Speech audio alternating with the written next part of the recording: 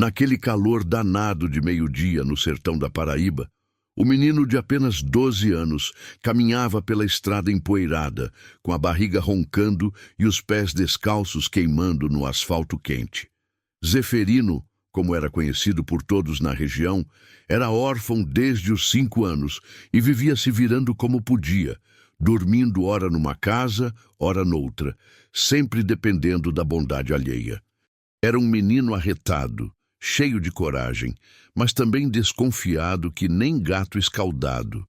Tinha medo de se apegar às pessoas porque já tinha sofrido muito na vida.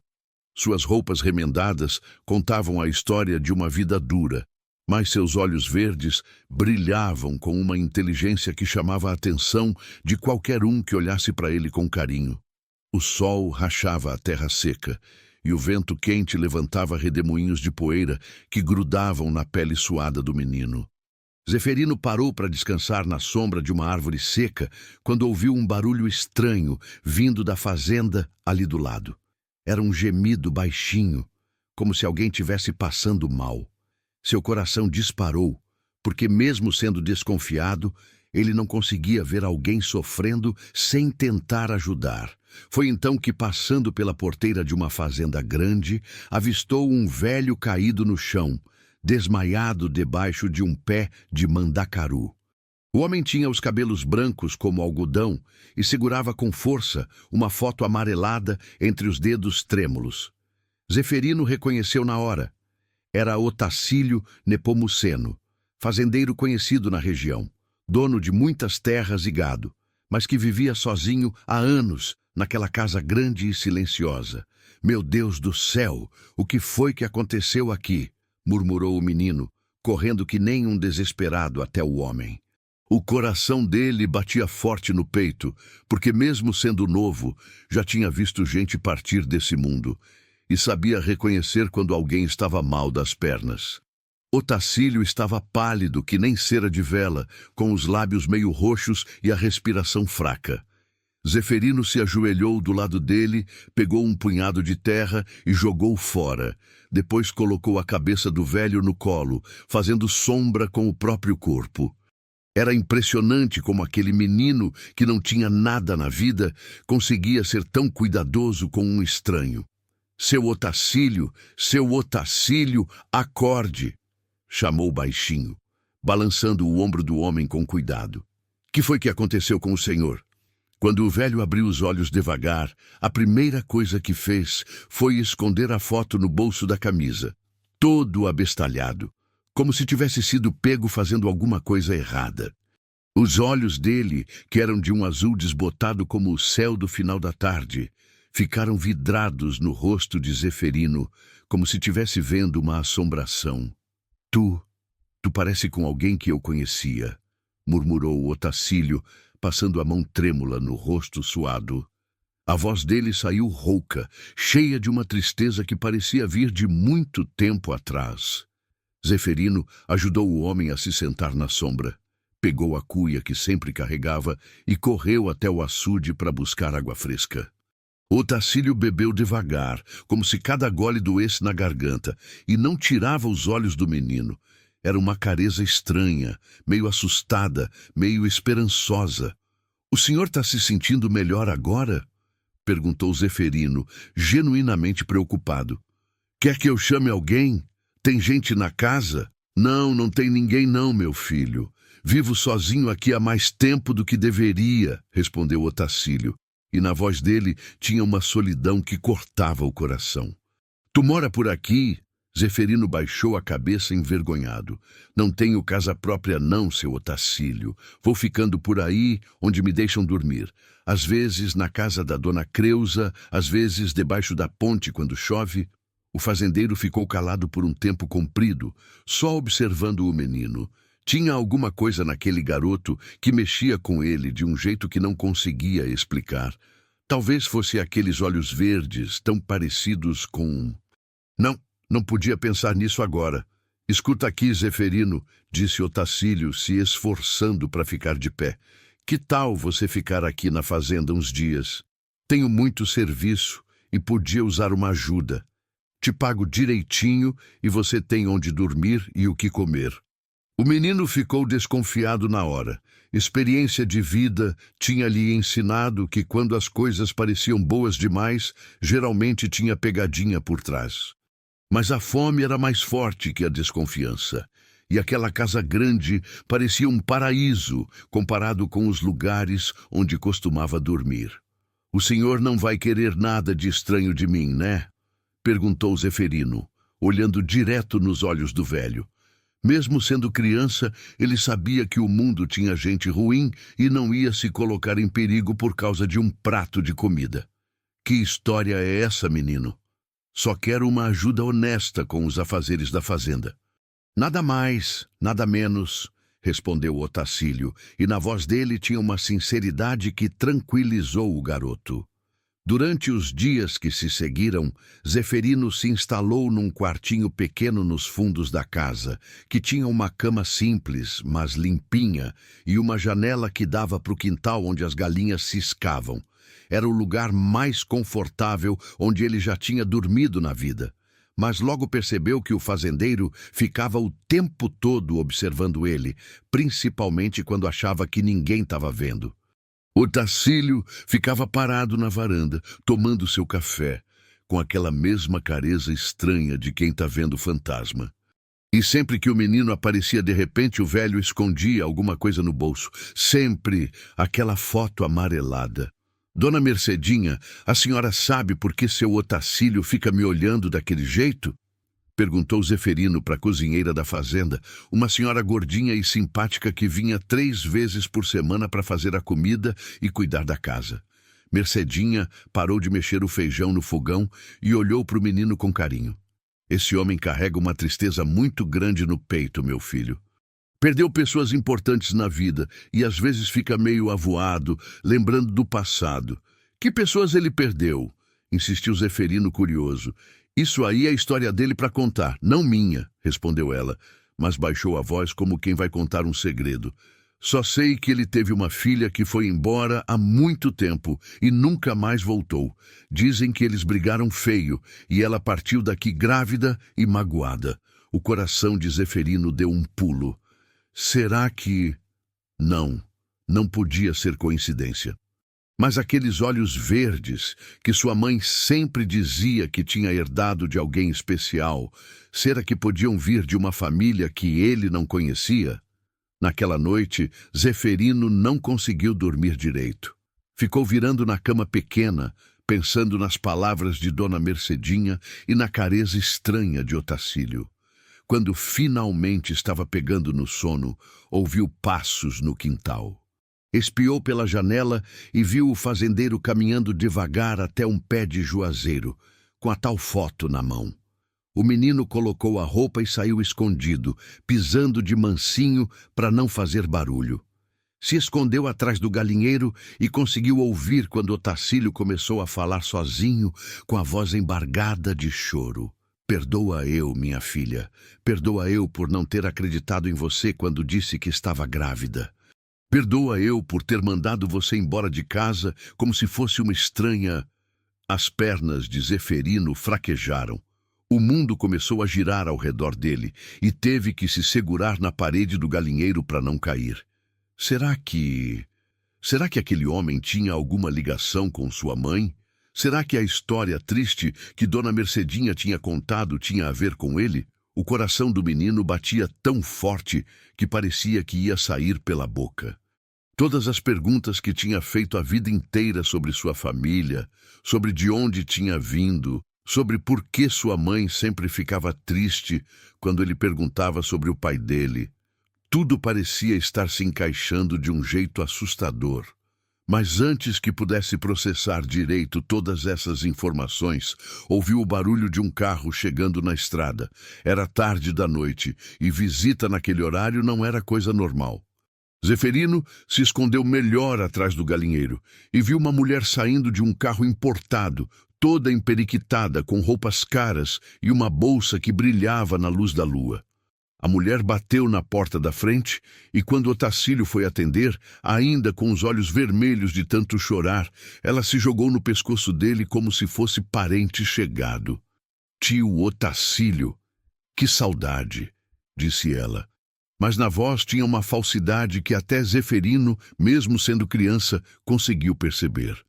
Soube que o senhor andava meio adoentado e vim correndo cuidar do senhor.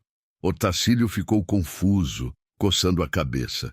Desculpa, moça, mas quem é você mesmo? Como assim quem sou eu? Sou Aristóbula, filha do seu primo Gerôncio, lembra? A gente se conheceu no velório da tia Florisbela, há uns 10 anos. O fazendeiro ainda parecia confuso, mas como era um homem educado, convidou a mulher para entrar. Zeferino continuou espiando de longe, com um aperto no peito que não conseguia explicar. Tinha alguma coisa muito errada naquela história toda. Aristóbula entrou na casa como se fosse dona do lugar, falando alto e gesticulando muito. Tio, que história é essa de ficar adotando pivete por aí? Reclamou ela, apontando para o quartinho onde Zeferino dormia. O senhor já está velho, não pode ficar se preocupando com o moleque de rua. Pode ser perigoso. O menino é trabalhador e honesto, defendeu Otacílio, mas na voz dele já dava para perceber que a mulher tinha plantado uma semente de dúvida. Honesto hoje, ladrão amanhã, insistiu Aristóbula.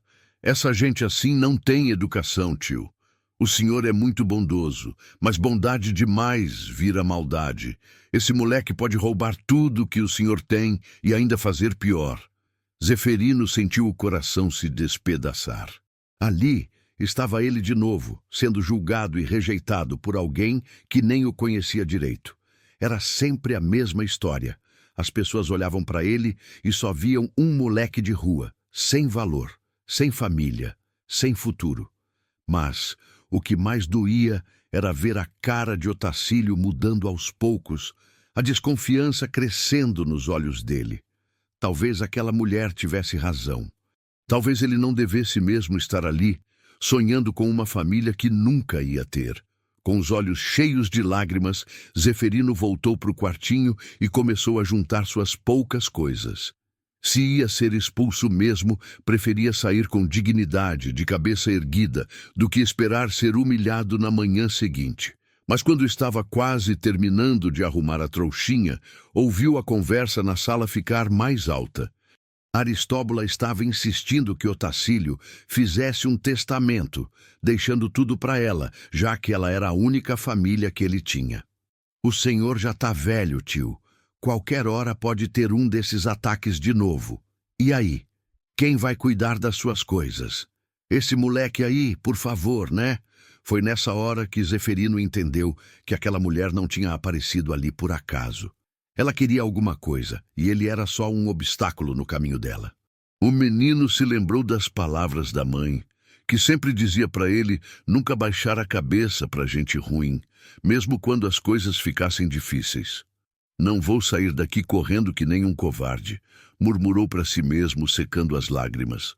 Se tem alguma coisa estranha acontecendo aqui, eu vou descobrir. Na manhã seguinte, Zeferino acordou com o barulho da cozinha. Aristóbula já tinha tomado conta de tudo, como se fosse a dona da casa. Estava fritando ovos e fazendo café, falando alto sobre como ia organizar a vida de Otacílio. O fazendeiro parecia perdido na própria casa, sentado na mesa como um convidado inconveniente. Bom dia, murmurou Zeferino, entrando na cozinha com cuidado. Aristóbula olhou para ele com uma careza de nojo, como se tivesse pisado numa coisa ruim. Ó, tio, viu só?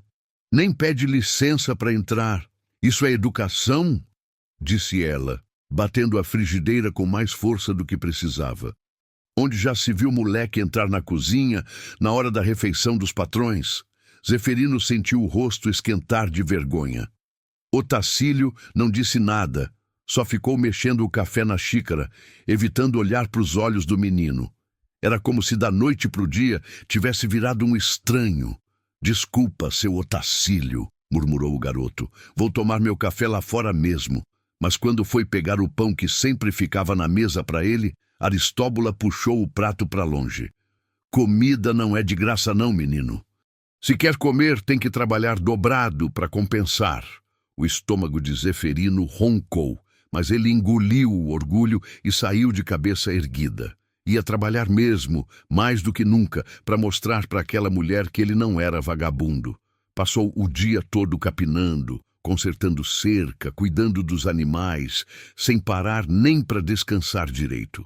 Foi quando estava limpando o curral que encontrou uma coisa que mudou tudo.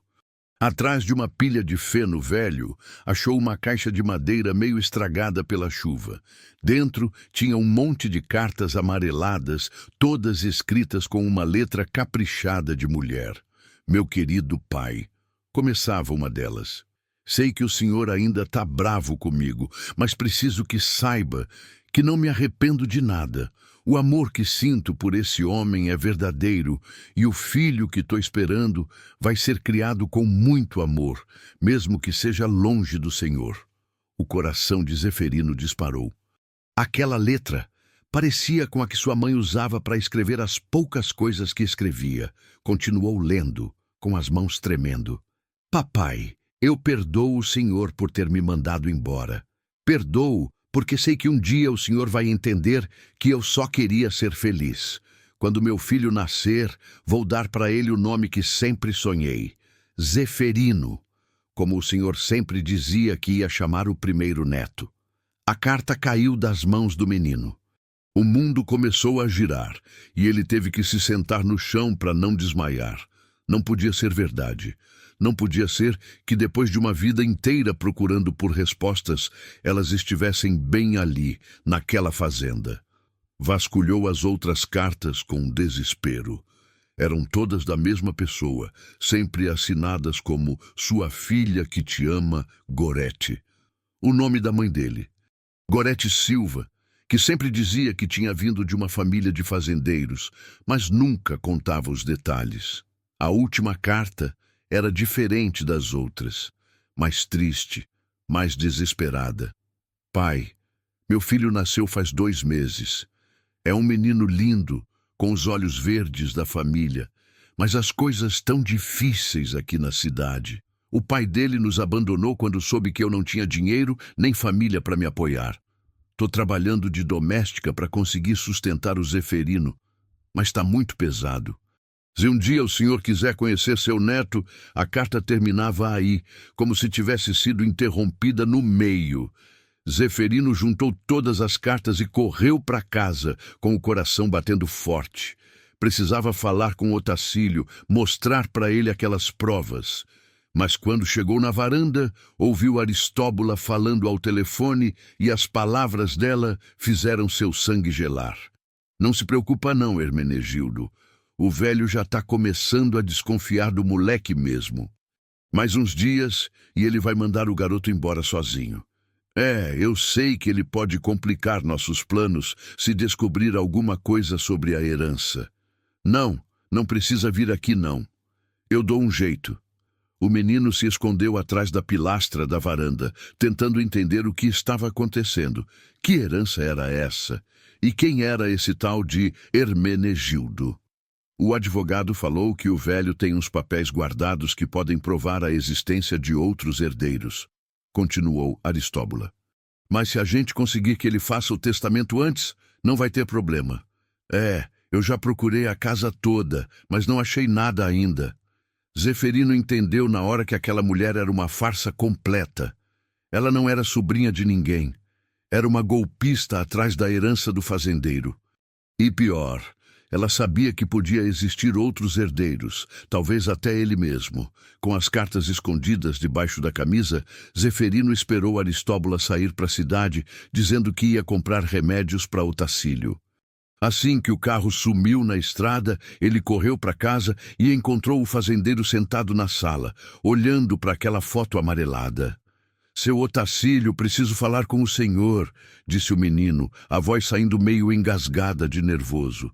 O velho levantou os olhos e Zeferino viu que eles estavam vermelhos, como se tivesse chorado a manhã toda.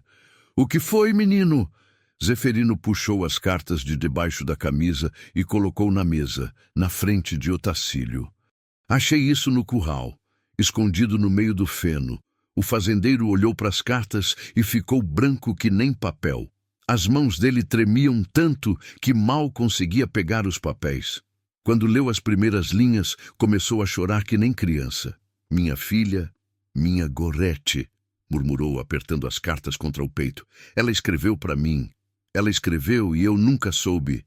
Seu Otacílio, disse Zeferino, a voz fraca de emoção. Minha mãe se chamava Gorete Silva.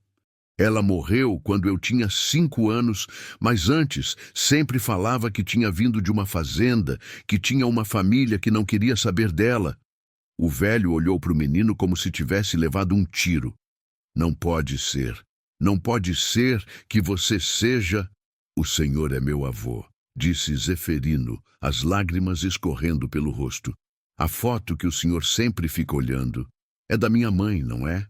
Otacílio tirou a foto do bolso com as mãos tremendo e mostrou para o menino. Era realmente Gorete, mais nova, sorrindo para a câmera com aqueles mesmos olhos verdes que Zeferino tinha herdado. Meu netinho querido, chorou o velho, abraçando o menino com força. Perdoa esse velho teimoso. Perdoa eu por ter mandado sua mãe embora. Perdoa eu por não ter conhecido você antes. Eles ficaram abraçados ali na sala, chorando juntos, até ouvirem o barulho do carro de Aristóbula voltando. Zeferino se afastou rapidinho e escondeu as cartas. Não fala nada para ela ainda, pediu baixinho. Essa mulher não é sua sobrinha, seu Otacílio. Eu ouvi ela falando no telefone. Ela está tramando alguma coisa contra o senhor. Otacílio ficou confuso. Como assim? Ela disse que era filha do meu primo. É mentira. Ela está atrás da sua herança e tem mais gente envolvida nisso. Aristóbula entrou na casa nesse momento, carregando uma sacola da farmácia. Oi, tio. Trouxe os remédios para o senhor, disse ela, mas logo percebeu que alguma coisa estava diferente. Por que essa cara de velório aqui? Aconteceu alguma coisa? Não, não aconteceu nada não, respondeu Otacílio, disfarçando. Só estava conversando com um menino aqui sobre o trabalho. Aristóbula olhou desconfiada de um para o outro. Tio, o senhor não está parecendo bem. Que tal a gente dar uma passadinha no advogado amanhã, para organizar uns papéis? Sabe como é, né? Que papéis? Perguntou Otacílio, fingindo que não sabia de nada. Ora, tio, o testamento. O senhor já está numa idade. É bom deixar tudo organizadinho, né? Eu posso cuidar de tudo para o senhor. Zeferino e Otacílio trocaram um olhar rápido. A armadilha estava ficando cada vez mais clara. Naquela noite, depois que Aristóbula foi dormir, Zeferino saiu do quarto devagar e foi até a sala, onde encontrou Otacílio esperando por ele.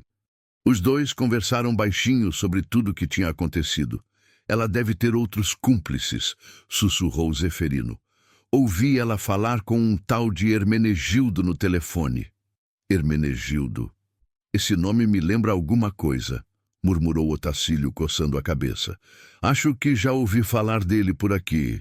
Não era um advogado meio duvidoso que trabalha na cidade? Pode ser. Ela falou que ele não precisava vir aqui, que ela ia dar um jeito sozinha. Otacílio segurou as mãos do neto.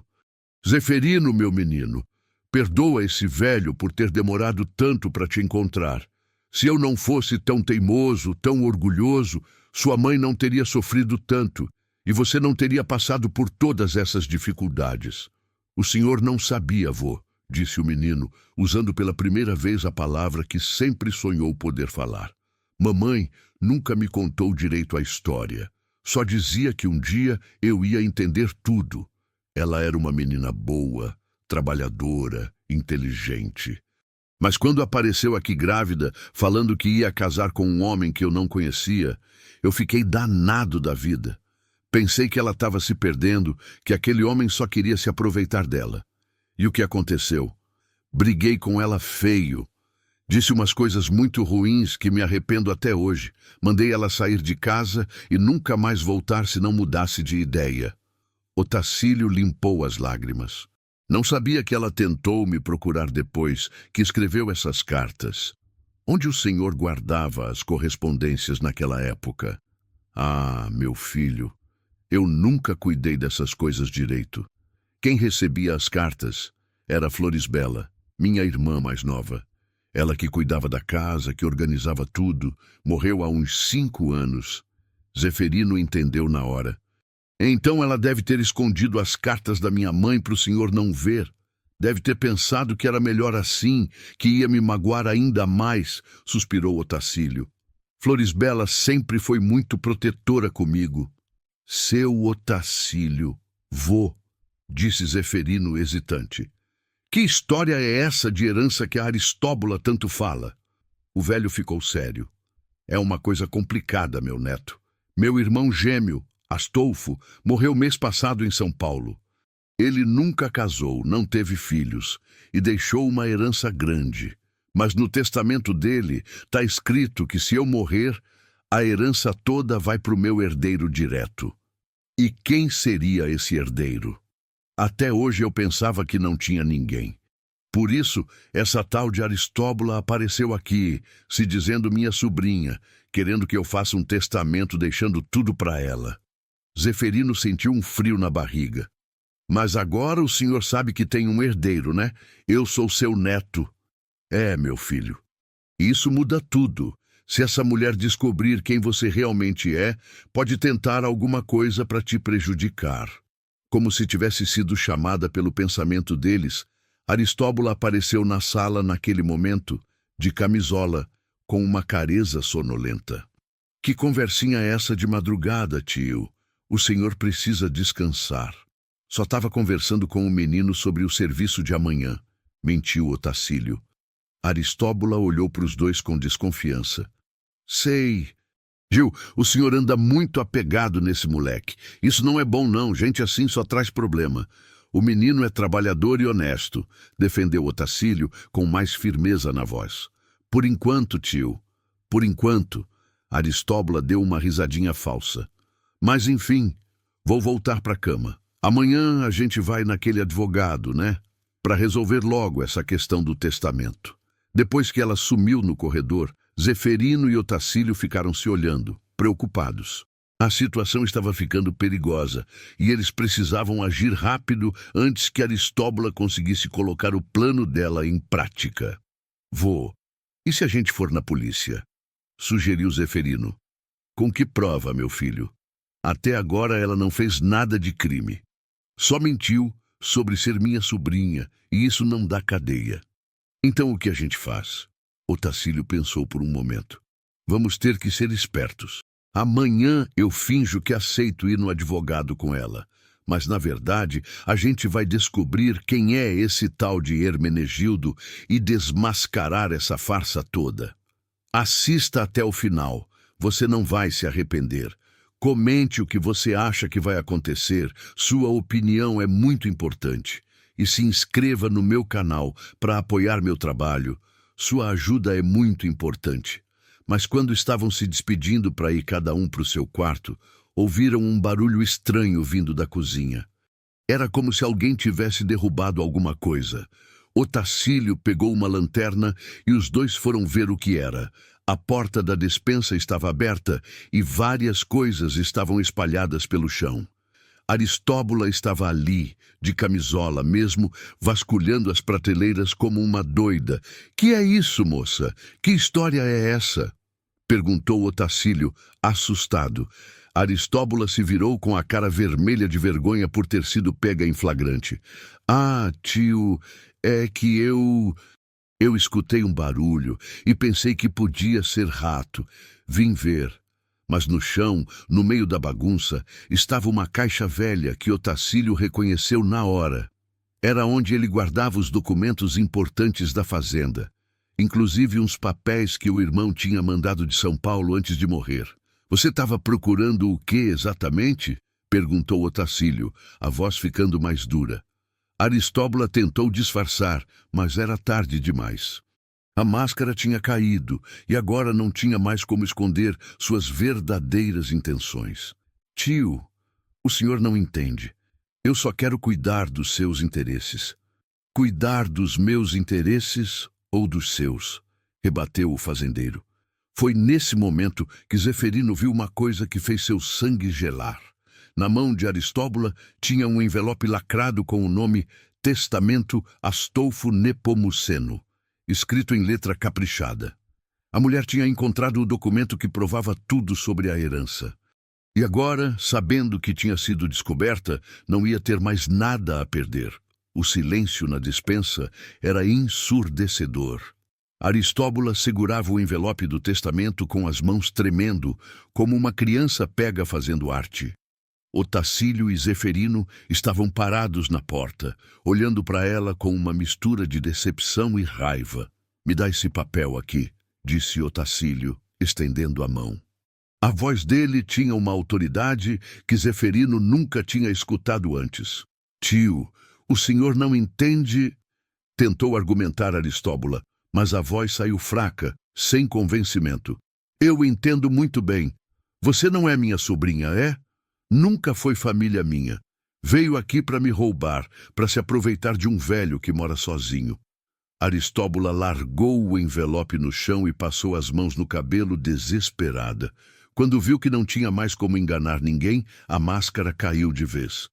A careza de mulher boazinha sumiu, e no lugar apareceu uma expressão dura, calculista. "Tá bom, acabou a brincadeira", disse ela, com uma voz completamente diferente. Eu não sou sua sobrinha, mas isso não muda nada. O senhor é um velho sozinho, sem família, sem ninguém para cuidar do senhor. Eu estou oferecendo uma solução boa para os dois lados." "Que solução?" perguntou Otacílio, pegando o envelope do chão. "O senhor faz o testamento deixando metade da herança para mim, e eu cuido do senhor até o final da vida. É um negócio justo." Zeferino não aguentou mais ficar calado. "E se ele não quiser? Vai fazer o quê?" Aristóbula olhou para o menino com um sorriso maldoso. "Ah, o pivete quer se meter na conversa dos adultos? Pois saiba que você é o menor dos problemas aqui, garoto." "Como assim?" perguntou Otacílio, se colocando na frente do neto.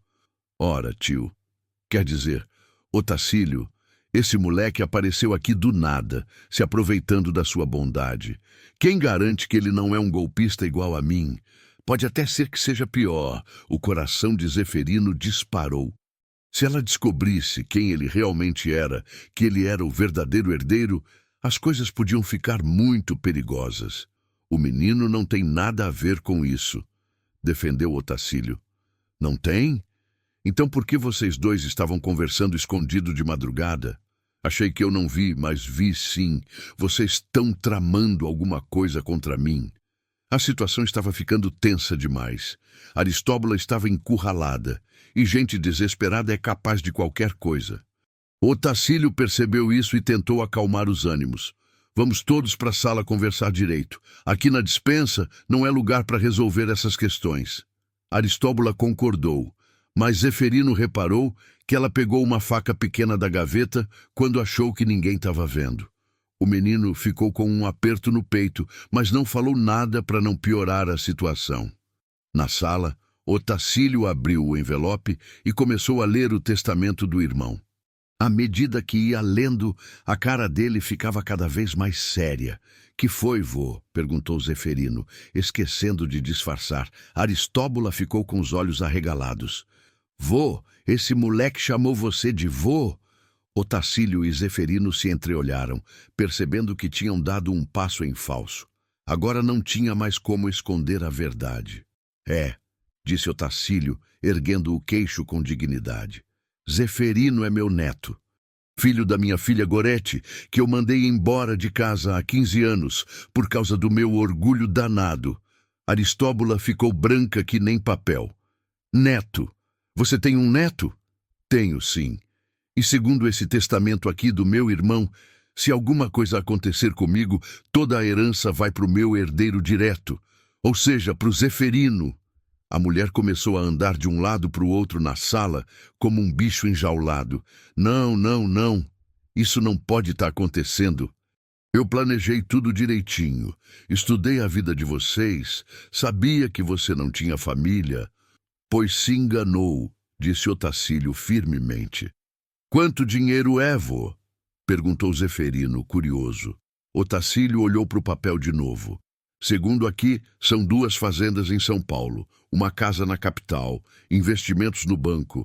Deve dar uns 10 milhões de reais no total. Zeferino quase caiu da cadeira. Nunca tinha visto nem R$ 1.000 juntos na vida e agora descobria que tinha direito a uma herança de 10 milhões? Aristóbula parou de andar e olhou para os dois com uma careza que dava medo.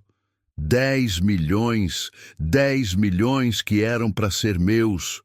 Nunca foram seus, disse Otacílio. Você mentiu, enganou, se passou por quem não era. E vocês acham que eu vou sair daqui de mãos abanando depois de todo o trabalho que tive? Acham que vou deixar um moleque de rua ficar com o que era para ser meu? A voz dela tinha uma raiva perigosa, e Zeferino reparou que ela colocou a mão no bolso onde tinha escondido a faca. Aristóbula, seja sensata, tentou acalmar Otacílio. Você pode ir embora daqui em paz. Ninguém vai chamar a polícia, ninguém vai te prejudicar. Só vá embora e deixe a gente em paz. Ir embora? Depois de ter gasto meses estudando a vida de vocês, depois de ter vindo até essa bosta de lugar, depois de ter aguentado fingir ser sobrinha de velho casmurro, ela deu uma risada amarga. Não mesmo. Se eu não posso ter o dinheiro, ninguém pode. Foi nesse momento que ela puxou a faca do bolso. Era pequena, de descascar fruta. Mas na mão de uma pessoa desesperada, qualquer arma é perigosa. Vocês vão fazer exatamente o que eu mandar, disse ela, apontando a faca para os dois. Primeiro vamos queimar esse testamento. Depois o velho vai assinar um papel deixando tudo para mim. Não faça loucura, mulher, pediu Otacílio, se colocando na frente de Zeferino. Pense no que você está fazendo. Eu pensei muito. E cheguei à conclusão de que vocês dois são problema demais para ficar vivos. O coração de Zeferino batia tão forte que parecia que ia explodir. Olhou ao redor, procurando alguma saída, alguma arma, alguma coisa que pudesse ajudar. Foi quando seus olhos pousaram na foto da mãe, que tinha ficado em cima da mesa. Espera, disse ele com uma ideia maluca na cabeça. Antes de fazer qualquer coisa, deixa eu te contar uma história. Que história? Para de enrolar, garoto. A história da minha mãe. A história de como eu descobri que sou neto do seu Otacílio. Aristóbula hesitou. Por algum motivo, a calma do menino a deixou confusa. Zeferino começou a falar, devagar, ganhando tempo para pensar numa solução. Contou sobre as cartas que tinha encontrado, sobre a descoberta de que Otacílio era seu avô, sobre todos os anos que passou na rua sem saber que tinha família. Enquanto falava, foi se aproximando devagar da mesa onde estava a foto. Aristóbula, hipnotizada pela história, não percebeu o movimento dele. Sabe qual é a parte mais triste de tudo isso? Perguntou Zeferino já pertinho da mesa. O quê? É que você nunca vai saber o que é ter uma família de verdade. Nunca vai saber o que é ser amado por alguém. Aristóbula ficou com raiva da provocação. Cala a boca, moleque insolente. Foi nesse momento que Zeferino pegou um cinzeiro pesado que estava na mesa e jogou em direção à mulher. Ela desviou, mas perdeu o equilíbrio e caiu no chão, derrubando a faca. Otacílio, mesmo com a idade, foi rápido. Pegou a faca antes que ela pudesse alcançar e gritou: Corre, Zeferino! Vai chamar socorro! Mas quando o menino ia sair correndo, ouviu um barulho de motor na estrada. Eram 2 carros chegando na fazenda com vários homens dentro. Reforço chegou! Gritou Aristóbula, se levantando do chão com um sorriso maldoso. Agora vocês vão ver o que é bom para tosse. Os homens entraram na casa sem bater na porta. Eram 3, todos com cara de poucos amigos. O que parecia ser o chefe era um sujeito alto, magro, com bigode fino e olhos pequenos como de rato. Aristóbula, que palhaçada é essa? Por que demorou tanto para resolver essa situação? Perguntou ele com uma voz fina e irritante. Hermenegildo. Que bom que você veio. As coisas se complicaram aqui. Então aquele era o tal de Hermenegildo que Zeferino tinha ouvido na conversa telefônica. O homem olhou para o fazendeiro e para o menino como se fossem bichos no açougue. Então esse é o famoso Otacílio Nepomuceno, disse ele, fazendo uma reverência irônica. E esse aí deve ser o tal do moleque que estava atrapalhando nossos planos. Hermenegildo, disse Otacílio, tentando manter a calma. Não sei que história é essa que vocês inventaram, mas eu não vou assinar papel nenhum. E se vocês não saírem da minha propriedade agora, eu vou chamar a polícia. Hermenegildo deu uma risada seca. Polícia? Com que telefone, meu velho? A primeira coisa que meus meninos fizeram foi cortar a linha telefônica da fazenda. E o celular mais próximo está na cidade, a 15 quilômetros daqui. Um dos capangas mostrou um alicate, confirmando que tinham mesmo cortado a linha. Agora vocês vão fazer exatamente o que a gente mandar, continuou Hermenegildo. O senhor vai assinar um testamento bonzinho deixando tudo para os nossos cuidados. E depois... depois vocês vão ter um acidentezinho na estrada. Zeferino sentiu o mundo desabar. Tinha acabado de encontrar sua família, descoberto que tinha um avô que o amava e agora tudo ia terminar daquela forma horrível. Por favor, implorou com lágrimas nos olhos, deixa meu avô em paz. Ele já sofreu muito na vida.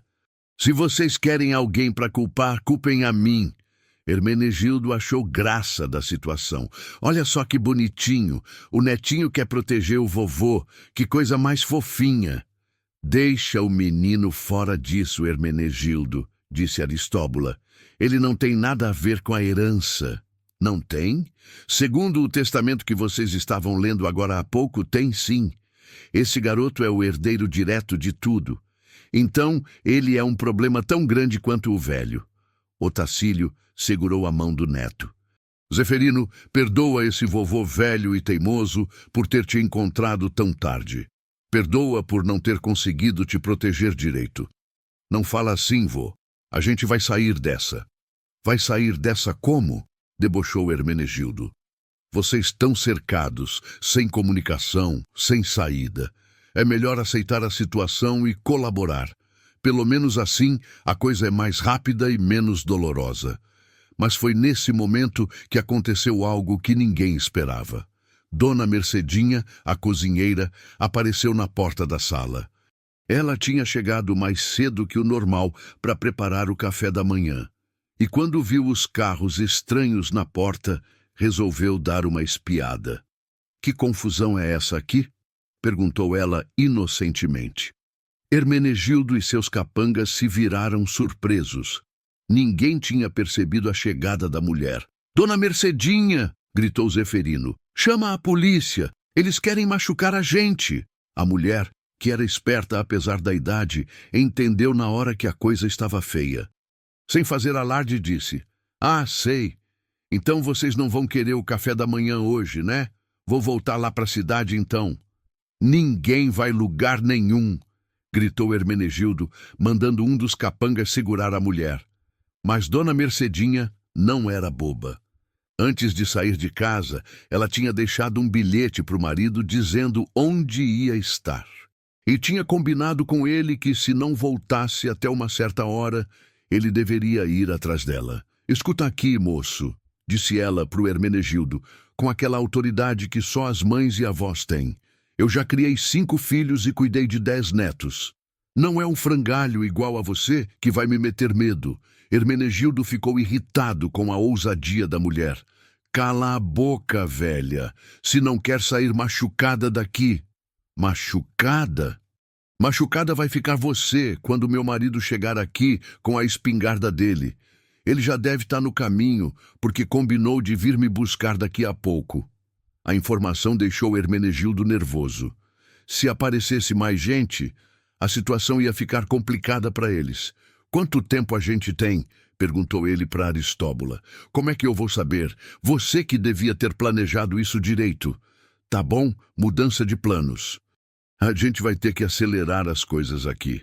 Hermenegildo pegou uns papéis da pasta que carregava e jogou na mesa na frente de Otacílio. Assina aqui, agora, sem enrolação. Não assino, disse o fazendeiro firme. Não? Então talvez você mude de ideia quando ver o que vai acontecer com seu netinho querido. Um dos capangas agarrou Zeferino e encostou uma faca no pescoço do menino. Assina, velho, senão o garoto vai pro beleléu. Otacílio ficou desesperado. Não, por favor. Eu assino tudo o que vocês quiserem, só não machucam o menino. Não assina nada, vô, gritou Zeferino, mesmo com a faca no pescoço. Não deixa eles ganharem, mas Otacílio não aguentava ver o neto em perigo. Com as mãos tremendo, pegou a caneta e começou a assinar os papéis. Foi nesse momento que ouviram o barulho de caminhonete chegando na estrada. Era o marido de Dona Mercedinha Gersino, um homem grande como um armário, com cara de poucos amigos. Pronto, agora ferrou, murmurou um dos capangas. Gersino entrou na casa sem cerimônia, viu a situação e não perdeu tempo com conversa. Pegou uma vara de pescar que estava encostada na parede e partiu para cima do capanga que segurava Zeferino. Larga o menino, desgraçado! Berrou ele, acertando uma varada nas costas do homem. A confusão foi geral. Os capangas tentaram reagir. Dona Mercedinha começou a bater panela na cabeça de Hermenegildo, Otacílio e Zeferino correram para se esconder atrás do sofá. Aristóbula tentou fugir, mas tropeçou na própria saia e caiu no meio da sala, derrubando a mesa e espalhando todos os papéis pelo chão. No meio da briga, Zeferino viu que o testamento original do tio-avô tinha caído perto da lareira acesa. Se aquele papel pegasse fogo, todas as provas da herança iam sumir e eles iam ficar sem nada. Rastejando pelo chão, o menino conseguiu pegar o documento antes que o fogo o alcançasse. Mas quando se virou para voltar para o esconderijo, viu Hermenegildo vindo em sua direção com uma cara de ódio que fazia medo. «Dá esse papel aqui, moleque!» gritou o homem, tentando arrancar o testamento das mãos de Zeferino. Os dois começaram a puxar o papel, um de cada lado, quando ouviram o som de sirene na distância. Gersino tinha conseguido ligar para a polícia antes de sair de casa. E agora o socorro estava chegando. A polícia! «A polícia tá vindo!» gritou Dona Mercedinha toda animada. Hermenegildo soltou o papel e olhou para os capangas. «Vamos embora! Rápido!» Mas era tarde demais. As viaturas já estavam entrando na propriedade, cercando a casa por todos os lados. Aristóbula, vendo que tudo tinha dado errado, começou a chorar que nem criança. Eu só queria uma vida melhor. Só queria ter alguma coisa na vida. Enquanto a polícia prendia os bandidos, Zeferino e Otacílio se abraçaram ali no meio da sala bagunçada, agradecendo por estarem vivos e juntos. Mas a história ainda não tinha acabado. O delegado, depois de ouvir todo o relato, trouxe uma notícia que deixou todo mundo de queixo caído. Seu Otacílio, o senhor sabia que esse testamento do seu irmão tem uma cláusula muito estranha? Que cláusula? Diz aqui que se o herdeiro for menor de idade, ele só pode receber a herança quando completar 18 anos.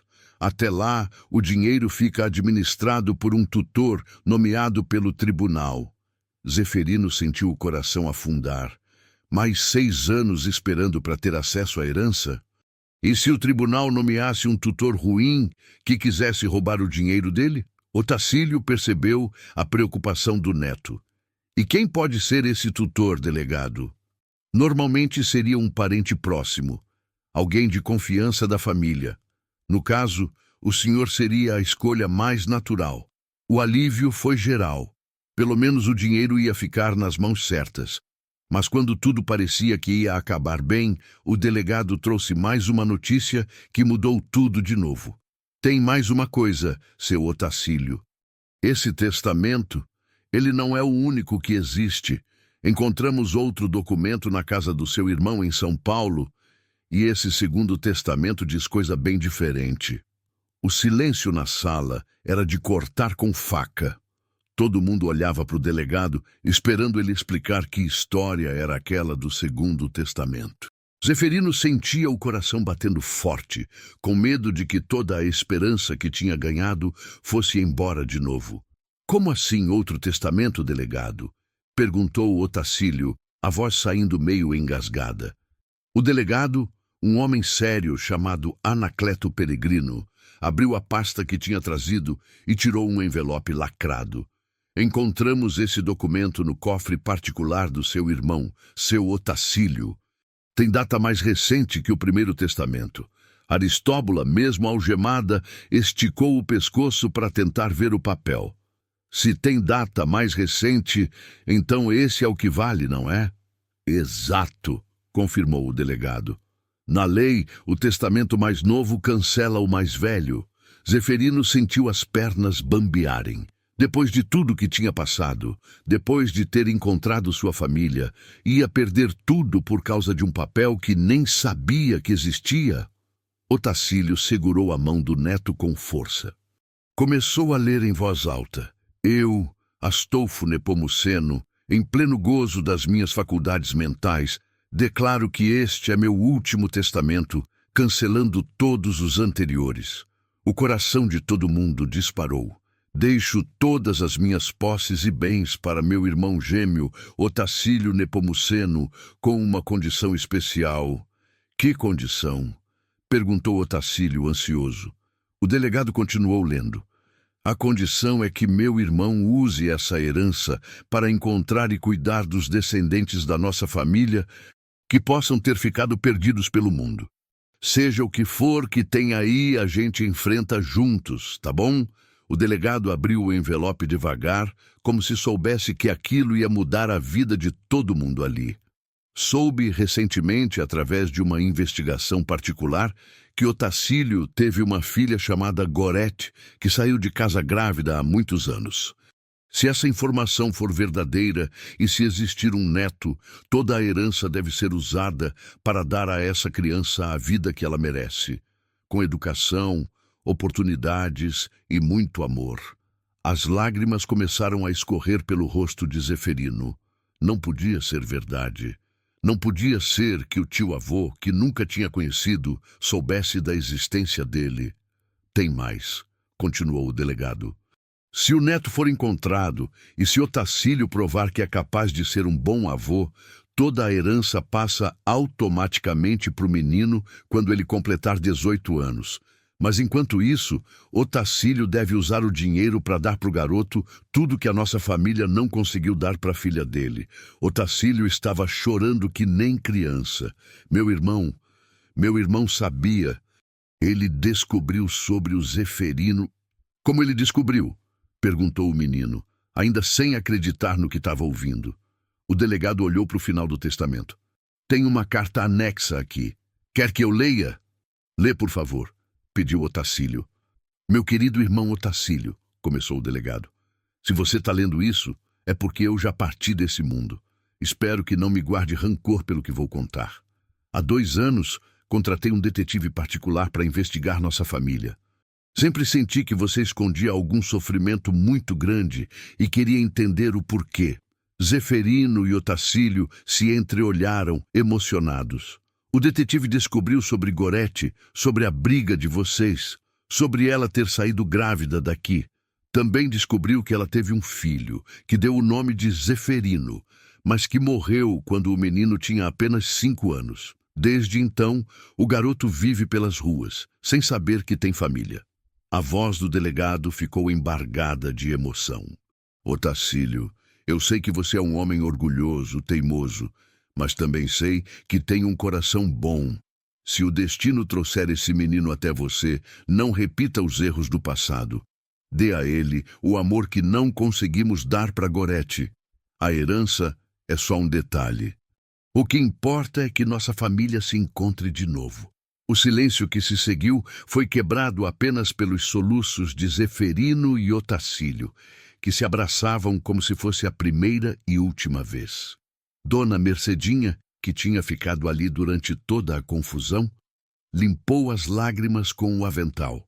Ai, que coisa mais linda! Até eu tô chorando aqui. Aristóbula, mesmo algemada, parecia ter ficado tocada pela história. Eu não sabia. Se eu soubesse que vocês eram família de verdade, não justifica o que você fez. disse o delegado secamente. Mas pelo menos agora entende por que o plano de vocês nunca ia dar certo. O destino já tinha traçado o caminho certo para essa família. Hermenegildo, que tinha ficado quieto o tempo todo, finalmente falou. E agora? O que vai acontecer com a gente? Vocês vão responder por extorsão, ameaça, cárcere privado e formação de quadrilha. Podem pegar uns bons anos de cadeia, respondeu o delegado. Aristóbula baixou a cabeça. Delegado, eu aceito pagar pelo que fiz, mas posso pedir uma coisa? Que coisa? Queria pedir perdão para o seu Otacílio e para o Zeferino. Eu sei que não mereço, mas vocês me fizeram ver que existe coisa mais importante que dinheiro no mundo. Otacílio olhou para ela com compaixão. Aristóbula, todo mundo merece uma segunda chance na vida. Quando você sair da cadeia, se quiser recomeçar de verdade, pode procurar a gente. Sempre tem serviço honesto para quem quer trabalhar direito. A mulher começou a chorar. Dessa vez, de verdade. Obrigada. Obrigada por serem melhores que eu. Depois que a polícia levou os criminosos embora, ficaram só Otacílio, Zeferino, Dona Mercedinha e seu Gersino na fazenda. O sol já estava nascendo, pintando o céu de rosa e dourado, como se fosse um novo começo para todos. E agora, avô? Perguntou Zeferino. O que a gente vai fazer com tudo isso? Otacílio sorriu, passando a mão no cabelo do neto. Primeiro, a gente vai tomar um café da manhã caprichado que a Dona Mercedinha vai preparar. Depois, vamos planejar seu futuro, meu netinho. Meu futuro como? Bom, você vai ter que estudar muito para administrar tudo isso quando crescer. Vamos matricular você numa escola boa, contratar os melhores professores, dar para você todas as oportunidades que sua mãe não teve. Zeferino ficou sério por um momento. Vô, posso falar uma coisa? Claro, meu filho, pode falar tudo. Eu não quero esse dinheiro todo só para mim. Quero usar para ajudar outras crianças que estão passando pelo que eu passei. Crianças órfãs, que não têm onde morar, que não sabem se são amadas. Otacílio sentiu o peito inchar de orgulho. Você tem o coração da sua mãe, sabia? Ela também sempre pensava nos outros antes de pensar nela. Então a gente pode fazer isso? Pode usar o dinheiro para ajudar mais gente? Pode sim.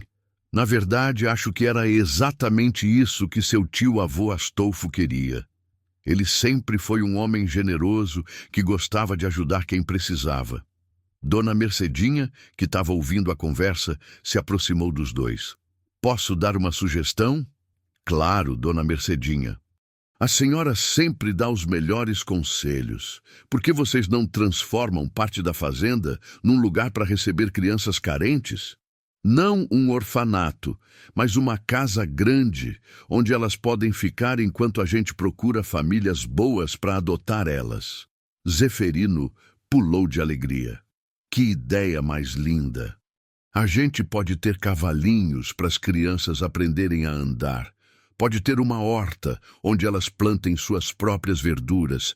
Pode ter aulas de música, de desenho. E pode ter uma biblioteca grande, completou Otacílio, onde elas aprendam que através dos livros podem viajar para qualquer lugar do mundo. Gersino, que tinha ficado calado até então, deu sua opinião.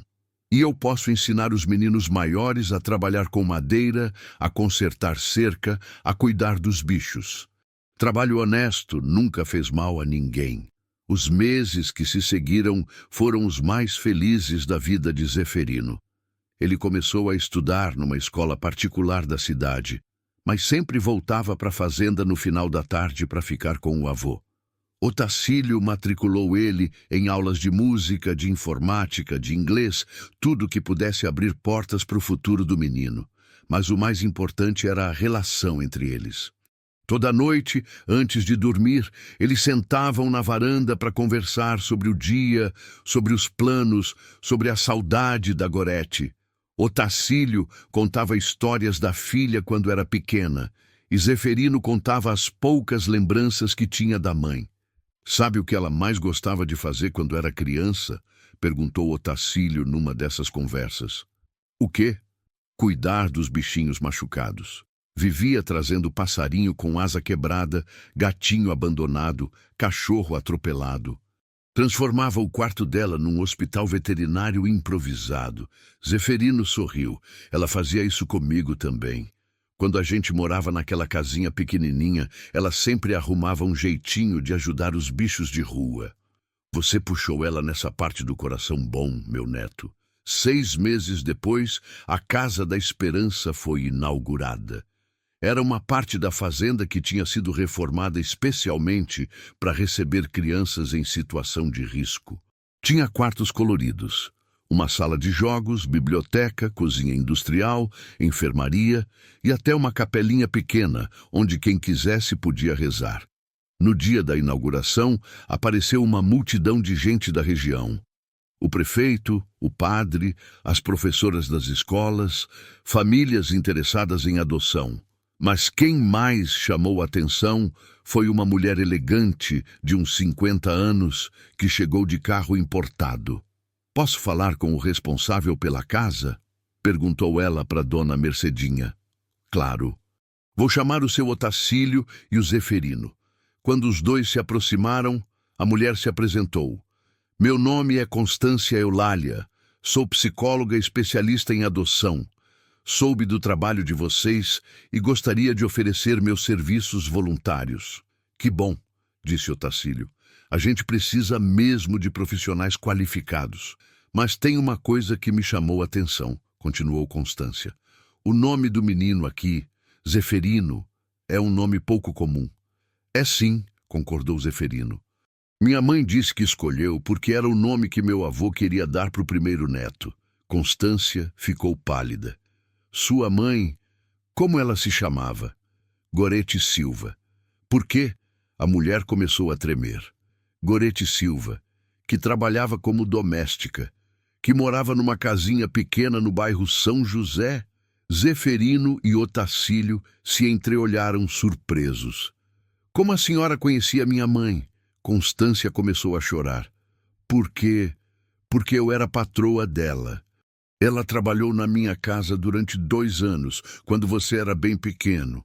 E eu me apeguei tanto a vocês dois. O mundo pareceu parar. Zeferino se lembrava vagamente de uma casa grande onde a mãe trabalhava, de uma senhora simpática que sempre dava doce para ele. Dona Constância, a senhora é a dona da casa dos azulejos azuis? Perguntou o menino com a voz embargada. Sou sim, meu querido. Você se lembra de mim? Zeferino correu para abraçar a mulher e os dois choraram juntos ali na frente de todo mundo. Eu lembro, sim. A senhora sempre falava que eu era um menino especial, que ia ser alguém importante na vida. E eu estava certa. Olha só o homenzinho que você virou. Constância explicou que depois que Gorete morreu, ela tinha procurado por Zeferino em todo canto, mas o menino tinha sumido do bairro. Eu queria tanto ter adotado você naquela época. Já tinha até começado os papéis, mas aí você desapareceu. Por que a mamãe parou de trabalhar na sua casa? Perguntou Zeferino. Porque ela ficou doente. Nos últimos meses ela passava muito mal, tossia muito, emagreceu bastante. Eu ofereci para pagar médico particular, mas ela não quis aceitar. Otacílio entendeu que a filha tinha morrido de uma doença que podia ter sido tratada se ela tivesse tido condições financeiras. Mais um remorso para carregar na consciência. Seu Otacílio, disse Constância, eu sei que você é o avô do Zeferino e sei que vocês se encontraram há pouco tempo, mas queria que soubesse que sua filha falava muito do Senhor. Falava? O que ela falava? Que sentia muita saudade, que sonhava com o dia em que vocês iam se reconciliar, que queria muito que o Senhor conhecesse o neto. As lágrimas escorreram pelo rosto do fazendeiro. Ela me perdoava, então? Perdoava, sim. Ela dizia que o Senhor era um homem bom, só um pouco teimoso, e que um dia ia entender que o amor dela era verdadeiro. Naquele dia, Constância não só se tornou voluntária da Casa da Esperança, como também se tornou parte da família. Ela tinha perdido o marido há alguns anos, não tinha filhos, e encontrar Zeferino de novo foi como ganhar um filho e um neto ao mesmo tempo. A casa começou a funcionar com 5 crianças no primeiro mês. Eram meninos e meninas de várias idades, todos com histórias tristes, parecidas com a de Zeferino. Mas ali na fazenda, eles encontraram algo que nunca tinham tido: uma família verdadeira. Zeferino, que agora estudava numa escola particular da capital e só vinha para a fazenda nos fins de semana, fazia questão de ajudar as crianças com os deveres de casa. Ensinava o que tinha aprendido, brincava com eles, contava histórias na hora de dormir. "Por que você faz isso?" perguntou uma das crianças, uma menininha chamada Iracema, de 6 anos, que tinha chegado na casa recentemente. "Porque eu sei como é ficar sozinho no mundo", respondeu Zeferino, "e sei como é bom quando alguém cuida da gente de verdade." "Você vai embora quando crescer?" perguntou ela com medo. "Não, Iracema. Essa aqui é minha casa para sempre. E vocês são minha família também." 1 ano depois da inauguração da Casa da Esperança, eles já tinham conseguido lares definitivos para 15 crianças. Famílias carinhosas, que passavam por um processo rigoroso de seleção comandado pela dona Constância, antes de poder adotar. Zeferino, agora com 13 anos, tinha se tornado um jovem estudioso e responsável. Falava inglês, tocava violão, sabia usar computador e ainda ajudava Otacílio a administrar os negócios da fazenda. Mas o mais importante era que tinha se tornado um líder natural entre as crianças da casa. "Vô", disse ele numa tarde de domingo, enquanto os dois consertavam a cerca do pasto, "eu tive uma ideia." "Que ideia, meu neto?" "E se a gente fizesse uma escola aqui na fazenda, para as crianças da casa e também para os filhos dos trabalhadores da região?" Otacílio parou de martelar e olhou para o menino com orgulho. "Você não para de pensar em ajudar os outros, né?" "É que eu fico pensando, se eu tivesse tido a oportunidade de estudar direito desde pequeno, quantas coisas eu não teria aprendido? E quantas crianças por aí não têm essa chance?" "Você tem razão. Vamos conversar com a dona Constância sobre isso." A escola foi construída no ano seguinte. Era pequenininha, com apenas 4 salas, mas tinha tudo o que precisava: biblioteca, laboratório de ciências, sala de informática. As crianças da região vinham estudar de manhã e as da casa à tarde. A professora principal era uma jovem recém-formada chamada Serafina Evangelista, que tinha se encantado com o projeto e pedido para trabalhar lá. Ela tinha uma paciência infinita com as crianças e um dom especial para ensinar. "Professor Zeferino", brincava ela, "você não quer dar uma aula para os pequenos sobre matemática?" Zeferino, que já era quase tão alto quanto Otacílio, ficava vermelho de vergonha. "Para com isso, professora Serafina. Eu só sei o básico. O básico que você sabe já é mais do que muita gente grande sabe por aí."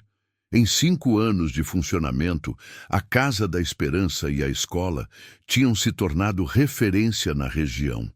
Jornalistas vinham de longe para fazer reportagens sobre o projeto. Políticos apareciam querendo se associar ao sucesso, empresários ofereciam doações, mas, para Zeferino e Otacílio, o mais importante não era o reconhecimento. Era ver as crianças crescendo felizes, encontrando famílias que as amavam, estudando, sonhando com um futuro melhor. "Sabe qual é a maior alegria da minha vida?" perguntou Otacílio para o neto numa noite, enquanto os dois caminhavam pelo quintal da fazenda. "Qual?" "É saber que consegui consertar o erro que cometi com sua mãe, que consegui dar para você o amor que não dei para ela." Zeferino parou de caminhar e abraçou o avô. "Vô, o senhor sabe que eu amo o senhor, né?" "Sei, meu neto." "E você sabe que é a coisa mais preciosa da minha vida?" "Sei." Quando Zeferino completou 18 anos, oficialmente toda a herança do tio-avô Astolfo passou para o nome dele. Eram realmente 10 milhões de reais. mais as propriedades em São Paulo e os investimentos no banco. Mas o menino que um dia tinha dormido debaixo de pontes não se deixou impressionar pela riqueza. No dia do aniversário, ele reuniu toda a família. Otacílio, Dona Constância, Dona Mercedinha, seu Gersino, Professora Serafina e todas as crianças da casa, para fazer um anúncio. Eu decidi o que vou fazer com a herança, disse ele solene. Vou usar parte do dinheiro para expandir nosso trabalho. Quero construir mais casas como essa em outros lugares. Quero abrir mais escolas. Quero que nenhuma criança passe pelo que eu passei. Todo mundo aplaudiu, emocionado. Mas também quero guardar uma parte para garantir que nosso trabalho aqui continue para sempre, mesmo quando eu e o vô não estivermos mais aqui. E o resto? Perguntou Dona Constância. Zeferino sorriu. O resto eu vou usar para fazer uma coisa que sempre sonhei. Vou construir um monumento para minha mãe. Um lugar bonito, com jardim, onde as pessoas possam ir para lembrar que o amor verdadeiro nunca morre, só se transforma. Naquele momento, todos ali entenderam que o menino órfão que tinha chegado na fazenda 5 anos atrás não era mais uma criança perdida. Era um homem de verdade, com propósitos nobres e coração generoso. Otacílio, agora com cabelos completamente brancos, mas os olhos brilhando de orgulho, segurou a mão do neto. Porque tudo que eu sou hoje eu aprendi com o Senhor. Enquanto o sol se punha mais uma vez no sertão da Paraíba, pintando o céu de dourado e rosa, 2 gerações da família Nepomuceno se abraçavam ali, no quintal da fazenda, sabendo que finalmente tinham encontrado o que sempre procuraram, um ao outro.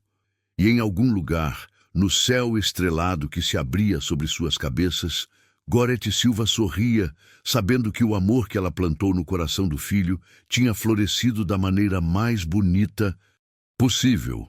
A história que começou com um menino órfão caminhando numa estrada empoeirada terminou com uma família reunida, um legado de amor sendo construído e a certeza de que nunca é tarde demais para consertar os erros do passado e construir um futuro melhor.